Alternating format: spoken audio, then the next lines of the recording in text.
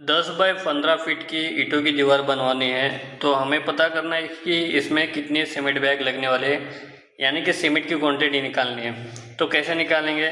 तो मैंने कुछ टॉपिक लिखे हुए हैं, उसे हम फॉलो करेंगे तो हमें पता चल जाएगा कि सीमेंट कितने लगने वाला है, सीमेंट की क्वांटिटी कितनी लगेगी। 10 बाय 15 फीट की दीवार है और उसकी थिकनेस है 9 इंचेस, तो उसे भी हम कन्वर्ट करेंगे फीट में और फिर वॉल्यूम निकाल देंगे। तो चलिए शुरू करते हैं। तो देखिए, हमें पहले वॉल का वॉल्यूम निकालना पड़ेगा।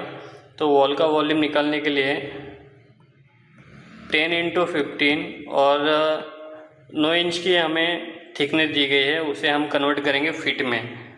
तो फीट में अगर कन्वर्ट करोगे 9 इंच को तो 0.75 आता है, तो इक्वल टू आंसर आता है 112.5 क्यूबिक फीट। यह हमारा आ गया है वॉल का वॉल्यूम। तो देखिए, हमें जो दीवार दी गई है 10 × 15, उसमें हमारा 112.5 क्यूबिक फीट वॉल्यूम आ गया है। तो इस वॉल्यूम में 25% वॉल्यूम मोटर का होगा, यानी कि जो मसला है उसका होगा। तो हमें निकालना है मोटर का वॉल्यूम जो 25% है। तो देखिए, वॉल का वॉल्यूम कितना है हमारा 112.5 और जो 20% हमारा मोटर का वॉल्यूम है वो निकालना है। तो 0.25 इंटू इक्वल टू आता है 28.1 क्यूबिक फीट।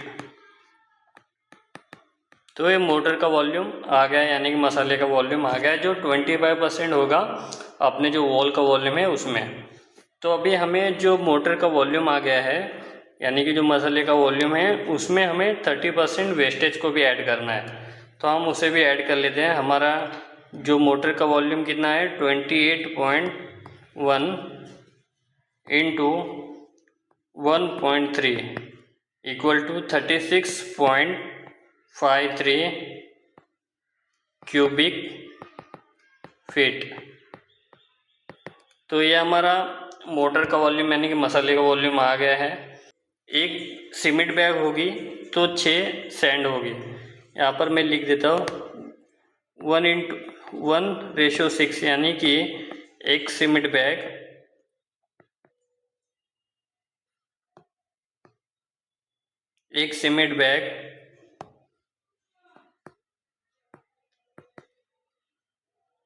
और 6 अपना सैंड होगा। इस रेशियो से जो मसाला है वो बनता है। तो अभी हमारा 36 आ गया है, 36.53 क्यूबिक फीट आ गया है। तो अभी हमें इसमें सीमेंट की क्वांटिटी निकालनी है। तो कैसे निकालेंगे? तो 36.53 इंटू 1:7, यानी कि 1/7।